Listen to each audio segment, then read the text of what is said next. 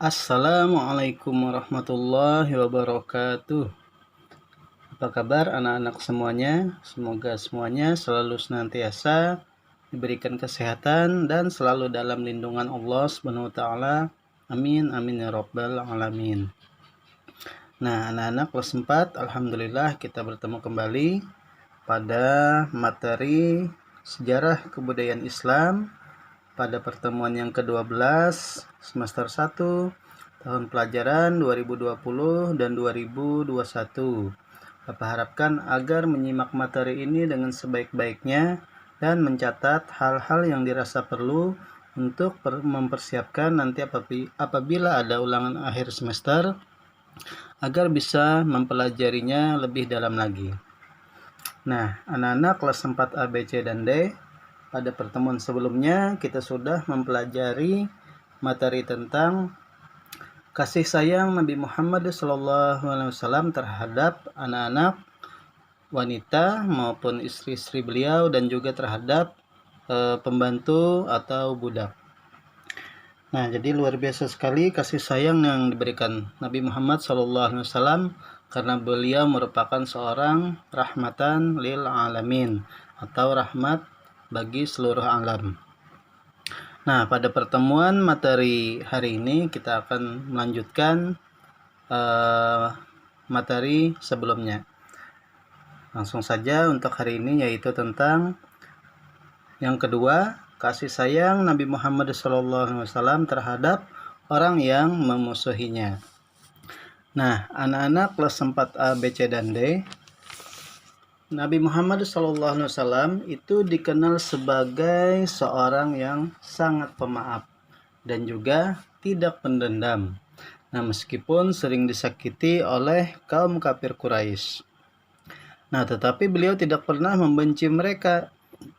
Jadi, pada suatu cerita itu, ketika Abu Jahal yang sering menyakiti Nabi Muhammad, Abu Jahal kemudian menderita sakit.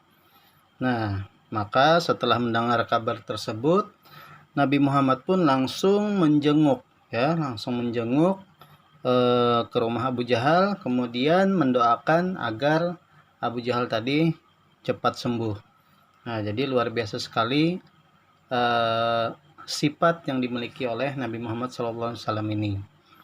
Nah, sikap pemaaf dan perhatian dari Rasulullah terhadap musuh-musuhnya juga sangat nampak, juga sangat kelihatan. Nah, misalnya pada perlakuan beliau terhadap jenazah pemimpin dari kaum munafik yang bernama Abdullah bin Ubay.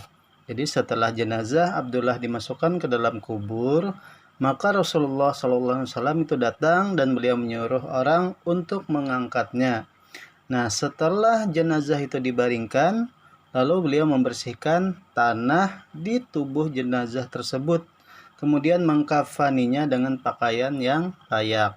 Nah, jadi kepada orang yang non-muslim pun Nabi Muhammad terus memberikan kebaikan dan menunjukkan sikap pemaaf dan perhatiannya. Nah, peristiwa yang lain itu juga memperlihatkan dari perhatian Rasulullah kepada musuh-musuhnya. Nah, yaitu ketika beliau memaafkan kaum kafir Quraisy yang pernah memusuhi setelah kota Mekah berhasil dikuasai oleh kaum muslimin. Nah, disebutkan bahwa seorang kafir Quraisy yang bernama Wahsy. Wahsy ini membunuh paman Nabi Muhammad yang bernama Hamzah.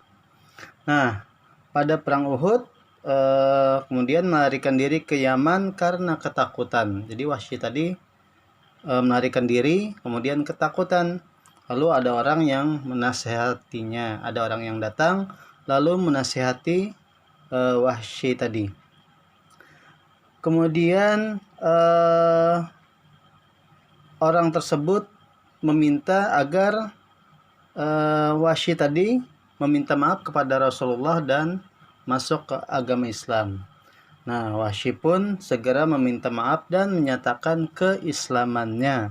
Dengan besar hati, Nabi Muhammad SAW itu memaafkan orang yang sudah membunuh paman yang sangat disayanginya.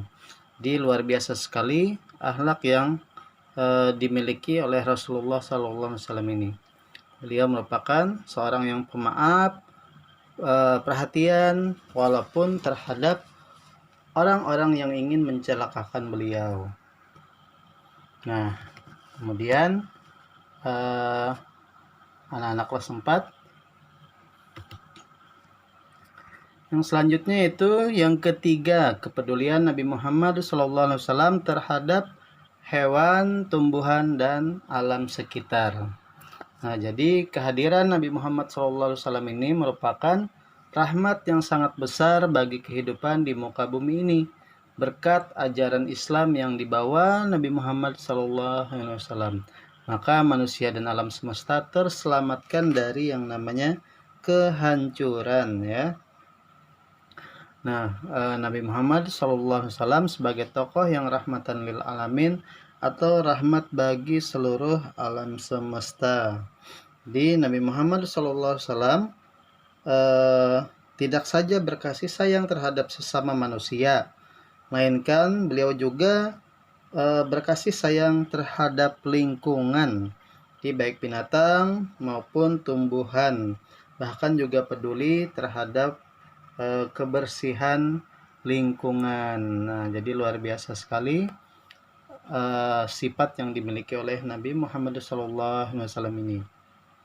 Mudah-mudahan kita bisa mengamalkannya, ya, walaupun dimulai dari hal-hal yang sifatnya kecil.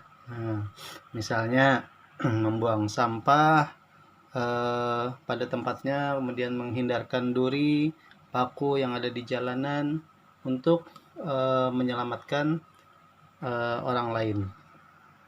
Nah, kemudian yang selanjutnya, kepedulian Rasulullah SAW terhadap binatang.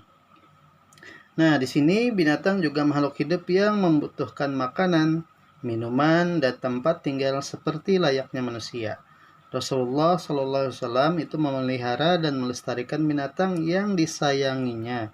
Bahkan di dalam suatu riwayat diceritakan bahwa kucing adalah binatang kesayangannya. Nah, ayo, siapa yang suka kucing? Nah, berarti sama dengan Rasulullah SAW, ya. Bahkan Rasulullah SAW itu mengajarkan kepada kita untuk menyayangi binatang walaupun binatang itu haram dimakan. Nah, jadi sudah sepantasnya kita memberi makan, tempat tinggal, dan jangan sampai menyakiti apabila memukulnya sampai terluka. Seorang perawi hadis dikenal dengan nama Abu Hurairah, artinya bapak kucing, ya. Bapak kucing kecil karena ia sangat menyayangi kucing. Nah, jadi sampai diberi gelar Abu Hurairah, seorang perawi hadis tadi, saking sayangnya dengan binatang sehingga diberi gelar Abu Hurairah, bapaknya dari kucing. Nah, perilaku Nabi Muhammad kepada binatang ini atau hewan itu dapat kita contoh, ya. Yang pertama, Nabi Muhammad SAW itu melarang berbuat kejam terhadap binatang dan menyuruh agar menaiki binatang yang sehat dan memakan dagingnya yang gemuk. Nah, jadi tidak boleh berbuat kejam. Kemudian menyuruh untuk menaiki binatang yang kuat, misalnya kuda, unta, ya, kerbau. Nah, itu. Kemudian memakan dagingnya yang gemuk. Yang kedua, Nabi Muhammad SAW itu menceritakan ada seorang wanita yang masuk neraka karena mengurung kucing, nah, dan tidak memberinya makan hingga kucing itu mati kelaparan. Waduh, ya. Jadi jangan sampai kita menyiksa binatang, apalagi mengurung dan tidak memberinya makan sampai hewan tersebut mati kelaparan. Yang ketiga, melarang membunuh binatang dengan api. Nah, tidak boleh dibakar. Kecuali tadi yang boleh dimakan. Nah, ya, di sate misalnya ayam, bebek, kambing. Nah, tapi tidak boleh membunuh secara hidup-hidup dengan api. Yang keempat, melarang menjadikan binatang sebagai sasaran dalam lomba memanah atau menembak. Jadi tidak boleh menjadikan binatang tadi sebagai sasaran. Nah, misalnya dipanah atau ditembak, dalam suatu lomba, itu dilarang. Kemudian menajamkan pisau bila akan menyembelih binatang. Nah, supaya apa? Supaya apabila hewan tersebut ingin disembelih itu dengan pisau yang sudah tajam agar tidak tersiksa ya. Apabila tumpul pisaunya, maka hewan tersebut bisa tersiksa karena kesakitan. Kemudian yang terakhir, melarang mengganggu sarang atau tempat tinggal hewan. Nah, ini sudah jelas tidak boleh ya, karena itu merupakan tempat tinggal dari hewan tersebut. Apalagi kita sampai mengganggu hewan yang buas. Nah, tempat tinggal buaya misalnya, itu kita ganggu, kita ambil, nah itu akan mencelakakan diri kita sendiri. Jadi jangan sampai kita melakukan perilaku yang dilarang oleh Nabi Muhammad SAW terhadap hewan tadi. Nah, kemudian yang kedua yaitu kepedulian Rasulullah terhadap tumbuh-tumbuhan. Sebagian besar makanan yang kita makan itu berasal dari tumbuhan, ya, padi, kemudian sayur, dan lain-lain. Maka Rasulullah SAW itu memberi contoh agar kita selalu menjaga kesuburan tanaman.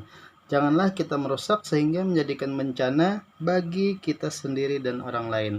Ada boleh dicabut, maksudnya dibakar, kemudian dibuang tanpa adanya alasan, ya. Nah, contoh perilaku Nabi kepada tumbuh-tumbuhan yaitu Nabi Muhammad SAW itu menganjurkan menanam tanaman yang bermanfaat dan membuka lahan kosong agar bisa mendatangkan sedekah. Jadi kalau ada lahan kosong maka dibuatlah untuk membuat tanaman agar bisa mendatangkan sedekah. Misalnya menanam pohon mangga bisa diberikan ke tetangga, kepada orang lain. Menanam sayur bisa diberikan ke tetangga juga. Nah, itu merupakan mendatangkan sedekah ya. Walaupun kita tidak bisa misalnya bersedekah dengan harta, kemudian uang, kita bisa menyedekahkannya melalui tumbuh-tumbuhan ini. Yang kedua, melarang pasukan yang sedang berperang untuk merusak pohon-pohon yang bermanfaat bagi manusia. Ini sudah jelas, pohon tempat untuk kita berlindung, kemudian bisa juga berteduh, dan juga pohon merupakan jantungnya dari bumi ya. Karena kalau pohon sering ditebang, dibakar, maka bisa akan mengakibatkan dari banjir. Nah, makanya tidak boleh dirusak. Yang ketiga yaitu kepedulian Rasulullah SAW terhadap kebersihan lingkungan. Kalian tentu tahu betapa pentingnya kebersihan lingkungan. Ada pepatah yang mengatakan bahwa bersih pangkal sehat dan bersih sebagian dari iman ya. Orang Islam harus sehat, untuk itu sesuai dengan ajaran Rasulullah SAW, dan demi kesehatan kita marilah kita bersama-sama menjaga kebersihan lingkungan. Rasulullah SAW itu tidak suka orang yang kotor. Nah, jadi makanya apabila kita juga mau beribadah, mau ke tempat suci, maka diharuskan untuk berwudu dulu ya. Kalau badan kita misalnya kotor, maka dianjurkan untuk mandi, kemudian berwudu untuk sebelum melaksanakan ibadah. Ya, melarang merusak lingkungan sekitar karena kerusakan di darat dan di laut akibat ulah manusia sebagaimana firman Allah SWT dalam Quran surah Ar-Rum ayat 41 yang artinya telah nampak kerusakan di darat dan di laut disebabkan karena perbuatan tangan manusia. Nah, supaya Allah merasakan kepada mereka sebagian dari akibat perbuatan mereka agar mereka kembali ke jalan yang benar. Nah, ini sudah jelas Allah SWT memberikan peringatan kepada manusia agar lingkungan sekitar tidak boleh dirusak baik di darat maupun di laut ya. Nah, karena kalau dirusak ya itu tadi akibatnya banjir, tsunami, kebakaran, gempa bumi, dan banyak lagi yang lainnya. Nah, kemudian yang selanjutnya yaitu meneladani kepribadian dari Nabi Muhammad SAW. Nah, anak-anak kelas 4A, B, C, dan D. Di sini yang pertama yang dapat kita teladani yaitu bahwa lemah lembut dan selalu tersenyum, terutama kepada keluarganya. Jadi lemah lembut dan selalu tersenyum ini hendaknya kita laksanakan, kita amalkan. Kemudian yang kedua, suka memaafkan sekalipun kepada orang yang membencinya. Nah, beliau juga merupakan orang yang pemaaf tadi, walaupun banyak yang membencinya, termasuk pamannya Nabi Muhammad. Nah, kemudian rendah hati, yaitu mau bergaul dengan siapa saja dan sangat perhatian kepada sesamanya. Jadi beliau merupakan sosok yang sangat rendah hati, mau bergaul baik itu kepada anak-anak, pada masyarakat, orang sekitar, dan yang lain-lain ya. Beliau juga sangat perhatian. Yang keempat yaitu suka menolong dan dermawanan. Beliau juga suka menolong orang-orang yang tertindas, orang yang disiksa, banyak budak yang diselamatkan oleh beliau. Beliau juga merupakan orang yang sering bersedekah kepada orang lain, dermawan ya. Yang terakhir yaitu selalu memperhatikan dan menjaga lingkungan sekitar. Nah, sini beliau menjaga lingkungan sekitar, tidak boleh seperti menjaga pohon, tanaman, kemudian menggunakannya untuk bersedekah kepada orang lain. Misalnya menanam pohon kurma, buahnya bisa disedekahkan untuk orang lain, apalagi orang itu dalam keadaan berpuasa. Nah, bisa disedekahkan untuk berbuka puasa, itu pahalanya luar biasa. Nah, anak-anak kelas 4A, B, C, dan D, tidak terasa, alhamdulillah ya, pertemuan kita pada hari ini cukup sampai di sini dulu. Insya Allah pada pertemuan berikutnya kita akan melaksanakan yang namanya latihan. Nah, latihan ini untuk menguji sebagaimana untuk menguji sampai mana batas pemahaman yang pian dapatkan dalam materi yang sudah Bapak sampaikan ini. Insya Allah setelah latihan nanti kita akan mengadakan ulangan ya, yaitu ulangan mengenai tentang kepribadian dari Nabi Muhammad SAW. Jadi setelah latihan akan ada ulangan. Nah, terima kasih atas perhatiannya, terus semangat belajarnya. Wassalamualaikum warahmatullahi wabarakatuh.